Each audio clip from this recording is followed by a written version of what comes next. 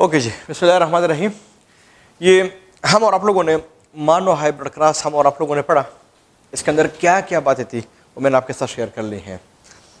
मैंने आप लोगों को ये बात बताई हुई थी कि मानो हाइब्रिड क्रॉस के बाद फिर हमारा डाई हाइब्रिड क्रॉस भी होगा, लेकिन ये अभी आप लोगों के लिए बहुत ज़रा आसान हो जाएगा अगर आप लोगों को मानो हाइब्रिड क्रॉस की असल में समझ आई हुई है। जो डाई हाइब्रिड क्रॉस है, हम इसको क्यों कहते हैं, अंडरस्टूड बात है। हम इसमें दो कैरेक्टर्स लेते हैं, तब जाके मैंने यहाँ पे कैरेक्टर्स 2 लिए हुए हैं। लेकिन जो दो कैरेक्टर्स हैं, बार बार आप लोगों को बताता हूँ, ज़रूरी नहीं है जो आपके कोर्स में इन्होंने जिनको एक्सप्लेन किया हुआ है वही ईटा के अंदर भी हो। आपके कोर्स में 7 कैरेक्टर्स हैं, टेबल के अंदर है, उन 7 में से कोई भी 2 आप लोगों को दिए जा सकते हैं।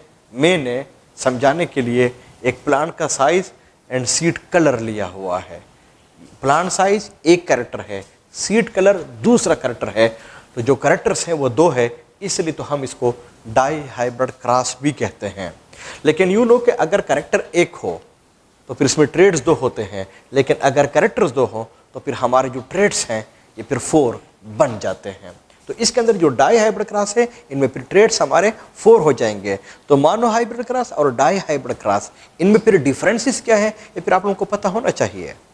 नेक्स्ट, जो अगर आप लोग इनमें ट्रेड्स देख ले तो प्लांट के साइज में टाल भी है और ड्वार्फ भी है, लेकिन जो सीड का कलर है इसमें एक येलो सीड कलर है, दूसरा ग्रीन सीड कलर है। तब जाके मैंने टाल एंड येलो सीड कलर लिखा हुआ है, dwarf and green seed colour लिखा हुआ है। वो याद रख ले, बात हमारे अपनों की वही होगी। इनमें से एक मेल होता था, एक फीमेल होती थी, बात वही है। हम इनके साथ पी लिखवाते हैं, वाई पी, क्योंकि ये फिनोटिपिकली पेरेंट्स हमें ऐसे नजर आते हैं। जबकि अगर आप लोग इन्हीं के साथ देख ले तो फिर कैपिटल टी और कैपिटल वाई, हमने ये भी लिखा हुआ है स्मॉल टी, स्मॉल वाई। हमने ये बात भी लिखी है, इनके साथ भी हमने पी लिखा हुआ है। तो ये पी क्या है, यू शुड नो कि ये वो पी जो है ये प्यूरिटी के लिए है, जीनोटाइप्स के लिए है, जो कि आप लोगों को ये सारा कुछ बताते हैं, ये जीनोटाइप्स के लिए है। तो ये इनके जीनोटाइप्स हैं। अब इनसे हम और आप लोग एक और बात कंक्लूड कर सकते हैं। मेंडल ने ये बात कही हुई थी और आपकी बात ज़हन में ये बात भी होनी चाहिए कि अगर हमारे साथ कैरेक्टर 1 हो, इस तरह के मानो हाइब्रिड क्रॉस, तो अगर आप लोग यहाँ पे देख ले तो जीन भी 1 था। इसका मतलब कि एक कैरेक्टर एक जीन एक कैरेक्टर को कंट्रोल करता है। लेकिन अगर आप लोग यहाँ पे देख ले तो हमारे साथ कैरेक्टर 2 हैं, तो फिर इनके लिए हमारे साथ जीन्स कितने हो जाएंगे, वो भी फिर 2 हो जाएंगे। इसका मतलब ये हुआ कि इनके लिए जो जीन्स है ना वो भी फिर 2 है। तो इनमें से अगर मैं पूछूं ये कैपिटल टी क्या है, ये एक जीन है, और कैपिटल वाई क्या है, ये एक जीन है। इसका मतलब कि 2 जीन्स ने 2 कैरेक्टर्स को कंट्रोल किया हुआ है। लेकिन अगर आप लोग मानो हाइब्रिड क्रॉस में देख ले तो वहां पे हमारे साथ जीन 1 था, कैरेक्टर भी 1 था। और अगर आप लोग दूसरे साइड पे आ जाए इधर पे, तो फिर स्मॉल टी क्या है, ये एक जीन है, और स्मॉल वाई ये क्या है, ये भी फिर एक जीन है। इसका मतलब कि इसलिए यहाँ पे 2 जीन्स हैं कि यहाँ पे हमारे साथ जो कैरेक्टर्स हैं ये भी फिर 2 होते हैं।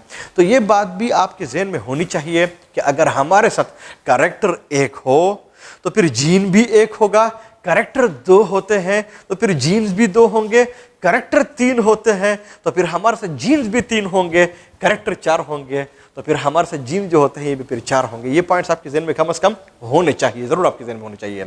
अब अगर हम और आप लोग इनकी जगह पे हम और आप लोग गेमिटोजेनेसिस के ऊपर आ जाए, गेमिट्स में हम और आप लोग आ जाएं, तो इनमें फिर गेमिट्स कैसे बनेंगे, बहुत ही आसान तरीका है। आप लोग इस कैपिटल टी को आप लोग ले लेंगे, पहले आप क्रॉस कर लेंगे इसको इनके साथ, फिर आप लोग इसको क्रॉस कर लेंगे इनके साथ। तो फिर ये हमारे साथ कैसे ये गेमिट्स बनेंगे, बहुत ही आसान हुआ। कैपिटल टी और कैपिटल वाई, और फिर कैपिटल टी और कैपिटल वाई। फिर आप लोग इसके बाद इसको ले लें, जो ये वाला लेंगे पहले आप इनके साथ, फिर आप लोग इनको इनके साथ, और अगर आप लोग इनको भी बना देंगे तो भी फिर ये हमारे साथ कैपिटल टी और कैपिटल वाई और कैपिटल टी और कैपिटल वाई बन जाएगा। चूंकि गेमिट्स है तो बार बार बता रहा हूं कि इनको हम और आप लोग इनसर्कल जरूर करेंगे। तो बात हमारे आप लोग की वही हो गई। मानो हाइब्रिड क्रॉस में एक प्लांट के अंदर कितने हमारे गेमीट्स बनते थे, 2 बनते थे। डाई हाइब्रिड क्रॉस में एक प्लांट के अंदर कितने गेमीट्स बनते हैं, 4 बनते हैं। इसी तरह से अगर आप लोग यहाँ पे भी आ जाए और अगर हम और आप लोग इनमें भी गेमीटोजेनेसिस करा ले तो फिर अंडरस्टूड बात, इसको हम आप लोग कैसे बनाते हैं कि आप लोग पहले इस टी को ले लेंगे, स्मॉल टी को, और फिर इसको इनके साथ और फिर ये इनके साथ। तो फिर ये स्मॉल टी और स्मॉल वाई और स्मॉल टी स्मॉल वाई, और फिर इसी तरह से आप लोग इस स्मॉल टी को ले लेंगे, इस और इनके साथ क्रॉस कर लेंगे तो स्मॉल टी स्मॉल वाई और स्मॉल टी स्मॉल वाई, और चूंकि ये गेमीट्स है तो फिर हम और आप लोग इनको फिर इनसर्कल कर लेंगे, तो इनके अंदर भी हमारे साथ 4 गेमीट्स बन जाएंगे। तो कहीं पूछा गया मानो हाइब्रिड क्रॉस में एक पेरेंट के अंदर कितने गेमीट्स बनते हैं 2, डाई हाइब्रिड क्रॉस में एक एनिमल या प्लांट के अंदर कितने गेमीट्स बनते हैं 4। मानो हाइब्रिड क्रॉस में पेरेंट्स के अंदर, दोनों पेरेंट्स का लफ्ज लिखा हो, कितने गेमीट्स बनते हैं 4। डाई हाइब्रिड क्रॉस में पेरेंट्स के अंदर टोटल कितने गेमीट्स बनते हैं, हमारे फिर 8 बनेंगे।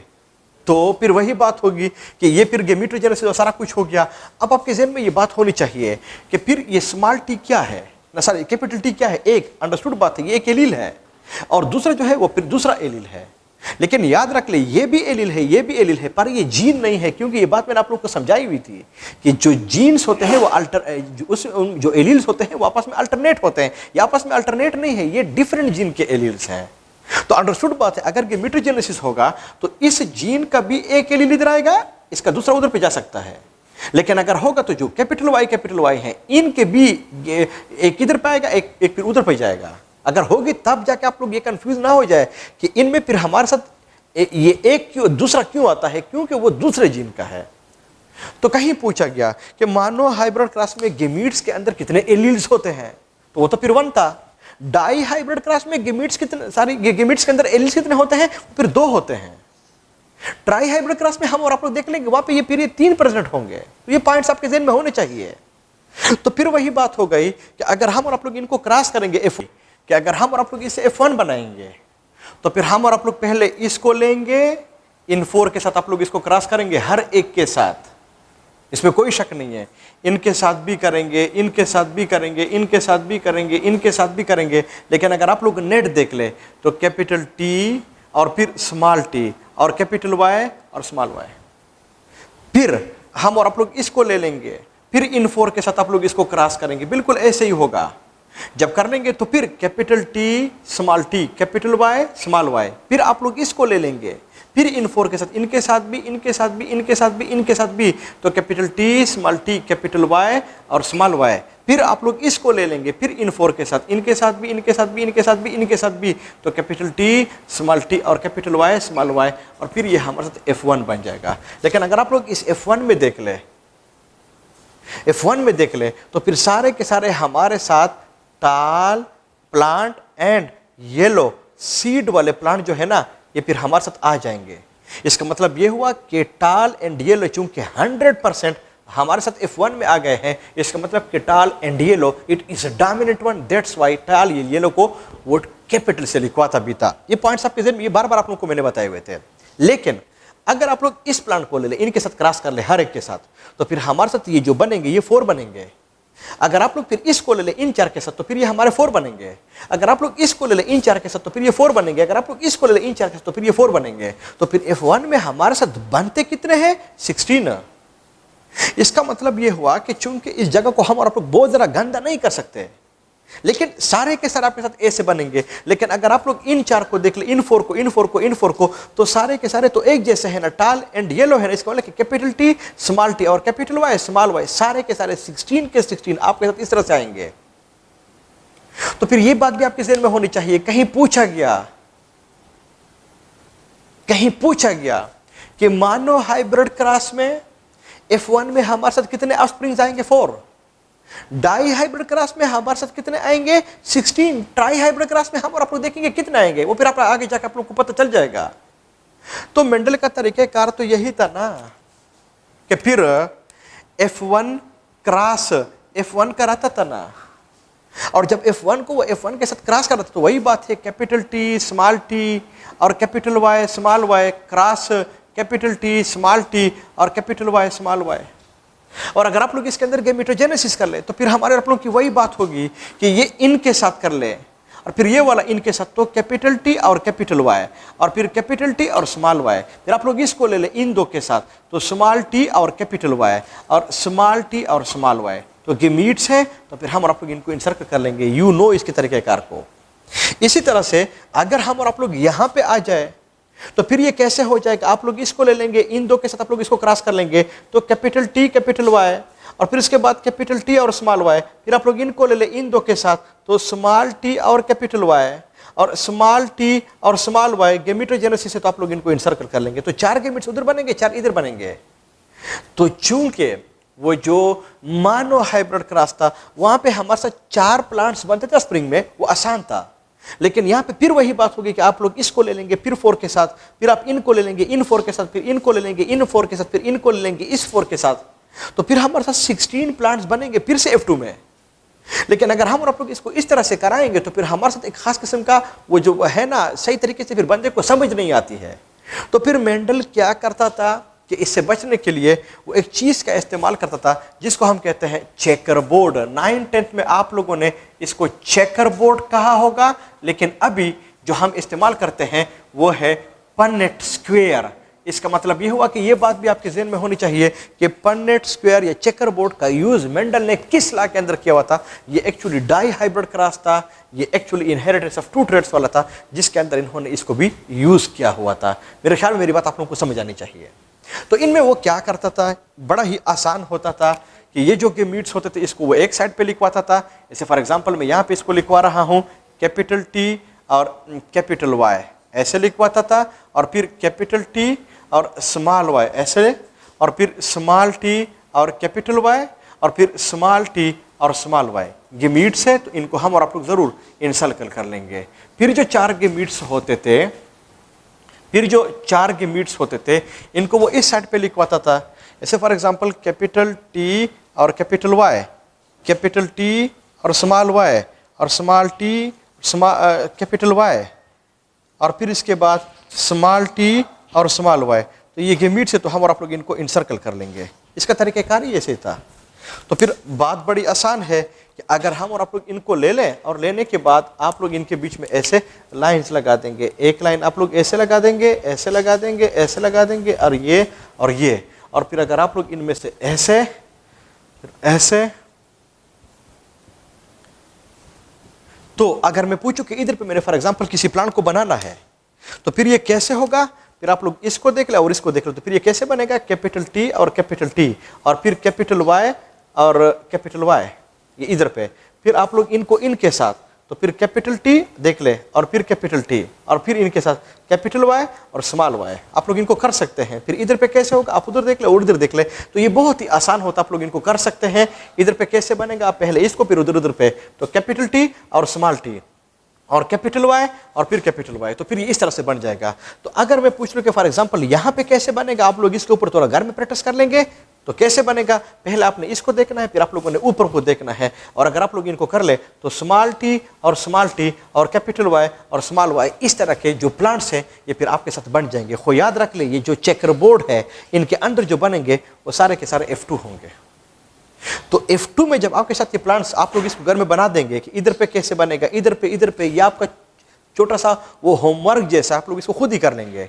तो फिर आप लोग ये तो जो कुछ हम और आप लोगों ने लिखे तो जीनोटाइप्स हो गया, तो फिर आप लोगों ने इसके फिनोटाइप्स लिखने होंगे। जैसे कैपिटल टी ये टाल के लिए होगा, इधर ही चैम्बर के अंदर आप लोगों ने लिखना है।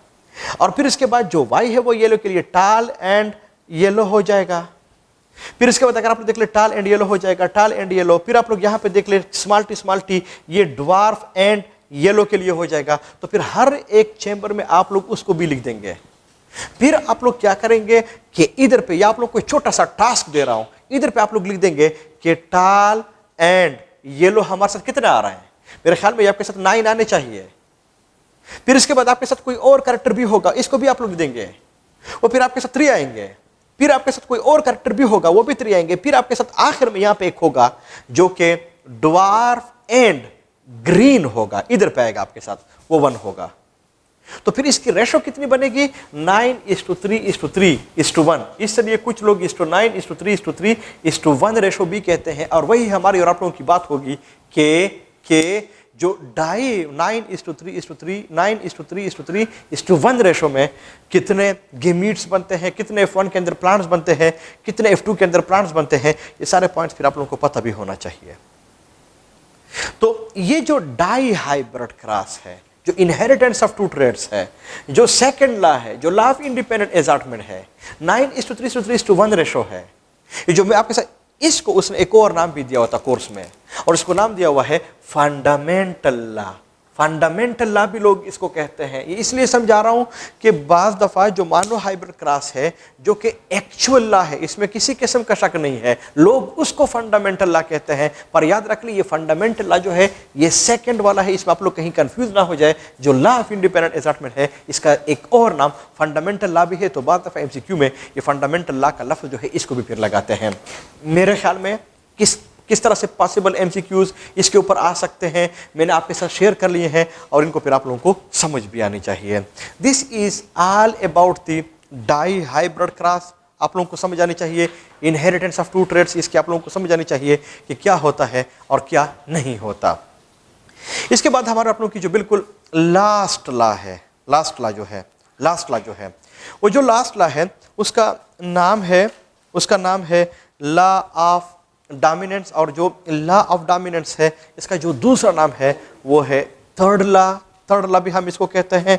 तो जिस तरह के न्यूटन के लॉस हैं फर्स्ट, सेकंड एंड थर्ड, इस तरह से मेंडल के भी लॉस हैं जेनेटिक्स में, first law, second law and third law. लेकिन ये अल्फा उसने नहीं लिखे हुए, लेकिन अगर आप लोग लिखना चाहें वो लिख सकते हैं। जो थर्ड लॉ है 196 के ऊपर बहुत ही ज़्यादा आसान है और मेरे ख्याल में अगर मैं डिस्क्राइब न भी करूँ तो भी आप लोगों को फौरन समझ आनी चाहिए। सिर्फ और सिर्फ 2 ही लाइंस हैं, लेकिन अगर आप लोग उनको देख ले तो आप लोगों को समझ आ जाएगी। According to the law of dominance, different characters, जो कैरेक्टर्स होते हैं, डिफरेंट कैरेक्टर्स, टोटल कैरेक्टर्स थे कितने? 7। हर एक कैरेक्टर को कंट्रोल करने के लिए कौन सी चीज़ रिस्पॉन्सिबल है? जीन्स है। लेकिन बार बार मैंने आप लोगों को बता दिया कि मेंडल को जीन्स के बारे में पता नहीं था। वो जीन्स को फैक्टर कहता था, यूनिट्स कहता था, एलिमेंट्स कहता था। पर हम और आप लोग अब इसको जीन्स कहते हैं। पर हम और आप लोगों को इस बात का भी पता चल गया है कि जो जीन्स होते हैं उसके अंदर वो ए पेयर फॉर्म में होता है, यानी उसके अंदर 2 एलील्स होते हैं। लेकिन मेंडल को इस कॉन्सेप्ट के बारे में कुछ पता नहीं था। तो उसने फिर क्या कहा हुआ था, अगर आप देख ले, वो कहता है according to the law of dominance different characters are controlled by units called factors. और अगर हम और आप लोग इसको मॉडर्न डिफिनेशन के मुताबिक कहें तो फिर हम और आप लोग कह सकते हैं according to the law of dominance different characters are controlled by units called genes. अगर हम और आप लोग इसको मॉडर्न डिफिनेशन के मुताबिक कर ले, फिर वो लिखते हैं factors occurs in pairs. Modern definition के मुताबिक जीन्स अकर इन पेयर्स। हम और आप लोग को पता चल रहा है। और अगर आप लोग फिर देख ले ऑफ ए फैक्टर, यानी वो जो जीन है वो one factor dominates the other. और अगर आप लोग, इसका मतलब ये हुआ कि वो जो जीन्स होते हैं उनमें जो एलील्स होते हैं इनमें से आमतौर पे एक डोमिनेंट होता है और एक रिसेसिव होता है। This is what we called as the third law of inheritance, हम इसको कहते हैं थर्ड लॉ ऑफ ये मेंडल, हम और आप लोग इसको कहते हैं। बहुत ही आसान डिफिनेशन हो गई है कि थर्ड लॉ क्या है। थर्ड लॉ ये है कि जो डिफरेंट कैरेक्टर्स होते हैं इनको कंट्रोल करने के लिए जीन्स रिस्पॉन्सिबल होते हैं। जो जीन्स होते हैं वो हमेशा के लिए पेयर्स की फॉर्म में होते हैं और वो जो पेयर होता है इनमें से आमतौर पे एक डोमिनेंट होता है, जबकि दूसरा जो होता है ये फिर रिसेसिव होता है। This is all about the third law of genetics 1।